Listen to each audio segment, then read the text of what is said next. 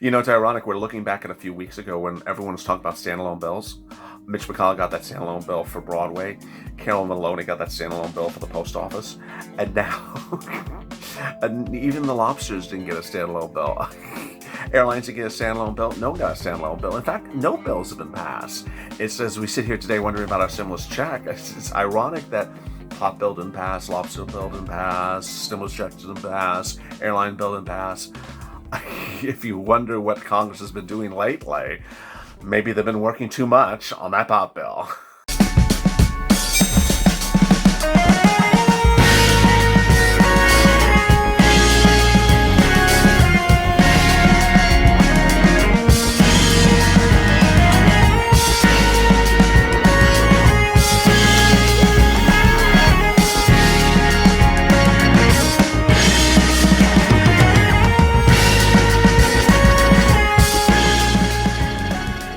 Hey, good morning, everybody. It's Saturday morning. It's Catter Day. Yes, I love the little pictures that all my viewers send me of their cats and their kitties and their dogs with cats and their cats with alpacas and, cats with cows. Well, maybe not cats with cows, but I'm sure that's coming soon.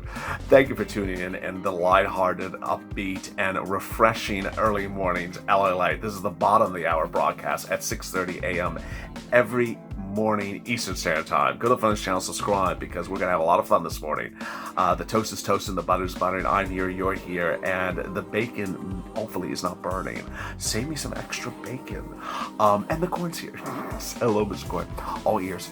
And it's going to be a great day. Also, like this video. This is one of the most enjoyable experiences on this channel every day because it's a live chat, an instant premiere. And as an instant premiere, it has enhanced viewing experiences.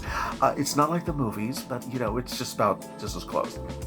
On the right is a live chat. So if you're watching this as this video is debuting at 6:30 a.m. Eastern Standard Time, then you'll see a live chat happening right now. You can chat with your Purple Power buddies, and if Donald Trump is watching, you can send him an executive order and request in the live chat. The live chat will continue throughout this recording to the very last minute, so stay with me and drop the comments. I'd love to see what you got to say. Let's get to the breaking news. The breaking news overnight is that Donald Trump and Nancy Pelosi are making pleas to one another, but the question is whether they're hearing one another.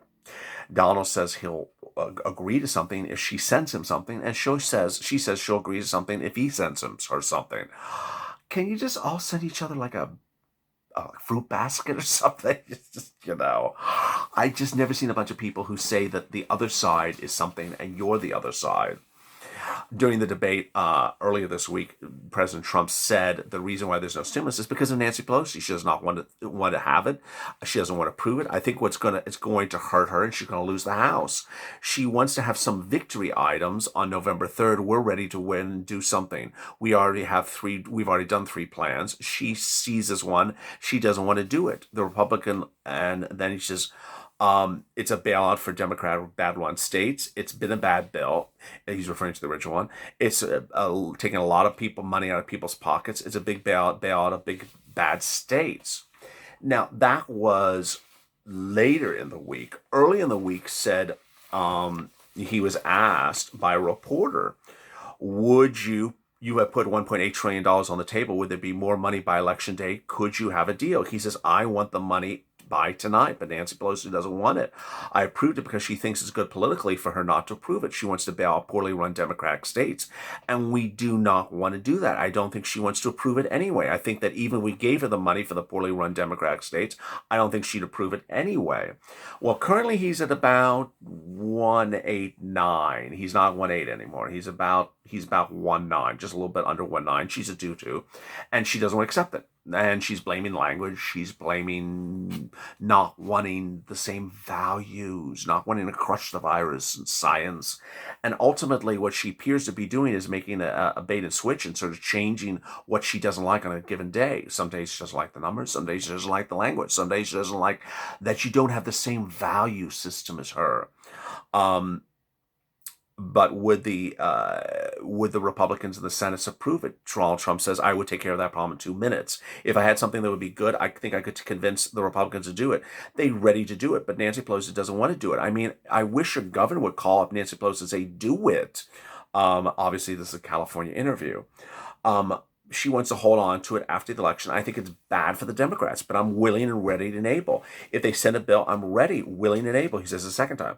And I want a higher number than Pelosi wants, but he hasn't gone to a higher number. I go higher than a higher number. It was China's fault. They caused the problem, and they're going to pay for the problem. Pelosi said also this week, on this subject, we have an agreement. We don't have agreement on the language, but I'm hopeful. And that there's a plan to get that done. When you say may, you're giving the president a slush fund. He may do this, he may grant that, he may withhold it.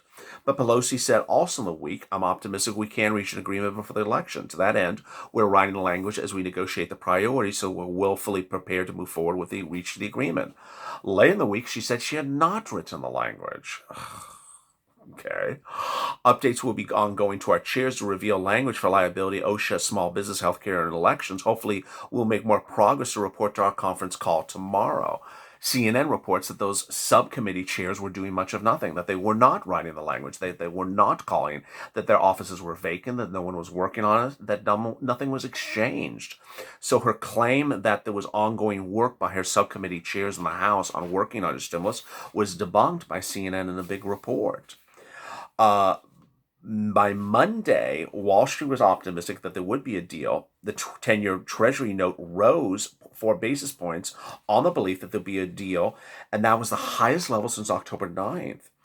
Overnight weakness in the Treasuries offered further confirmation that the prospects of a fiscal stimulus could be coming, Ian Lenger, BMO's CEO.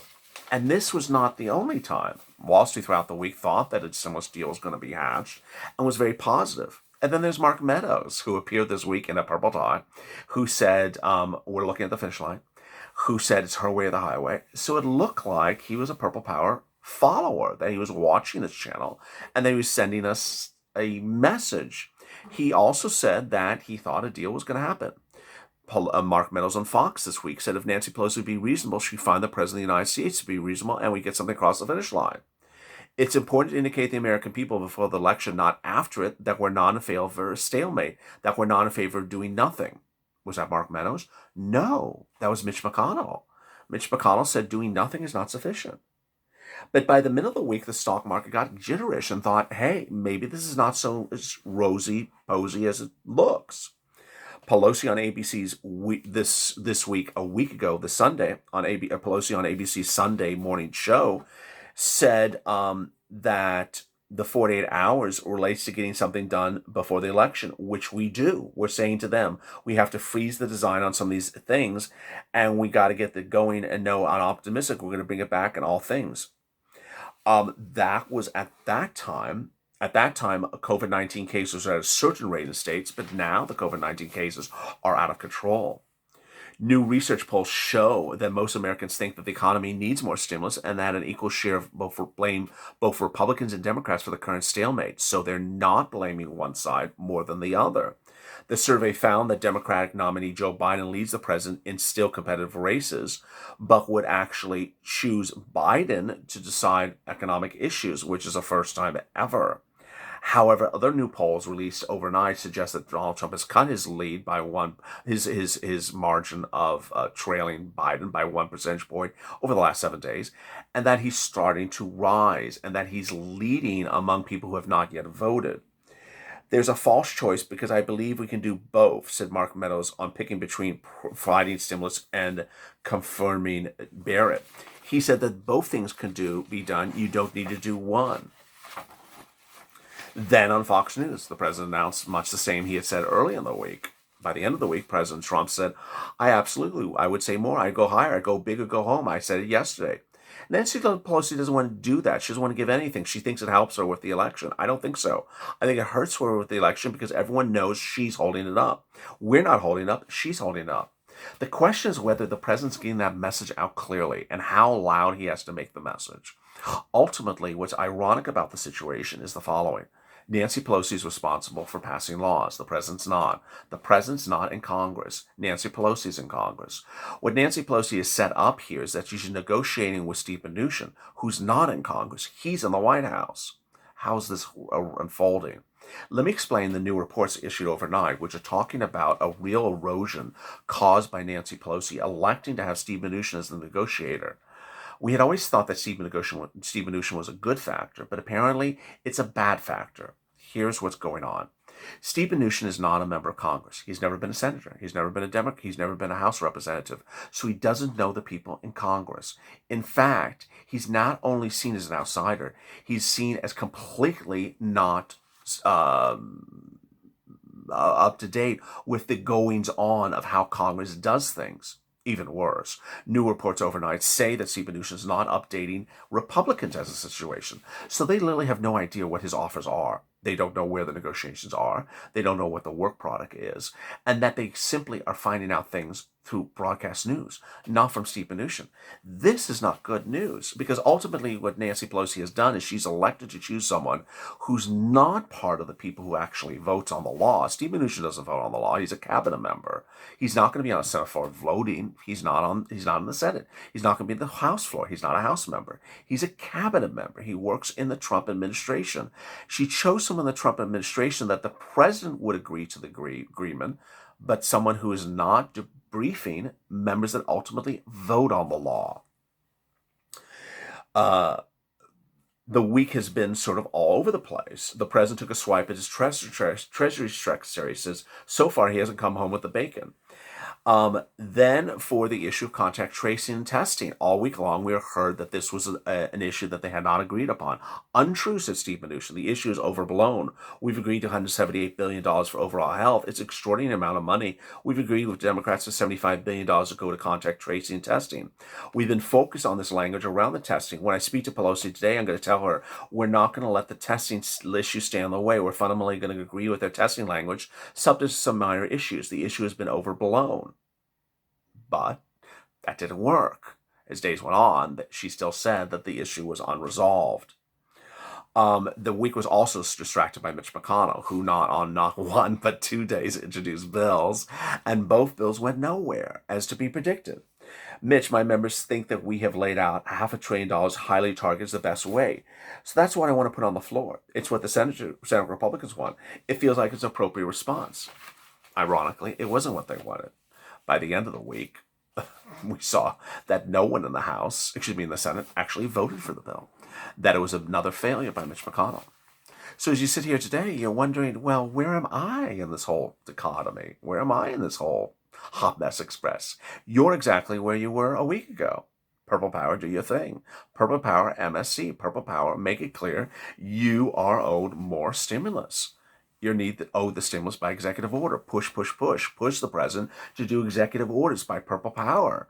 Do the executive orders to send out stimulus checks. He has the money, $800 billion. If you watched Javier LALATE last night, you saw how I was explained. Javier LALATE has your money, $800 billion. Have Javier LALATE send out the $800 billion. That would be $4,000 at least, with extra money left over for FPUC. Need this money, need it now.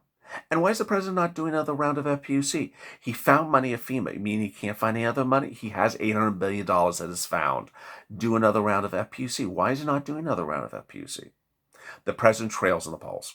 The issues are very clear. He's behind in the polls. We're less than, 2 weeks away from the election night? He's not leading in the majority of swing states. At best, he's leading in 2 of the swing states, and that's not enough. He needs to narrow the race. Joe Biden's trying to widen the race. Joe Biden's talking about contact tracing, talking about masks, talking about things for COVID-19, trying to look like he has a plan, a man with a plan for COVID. He doesn't have a plan for stimulus.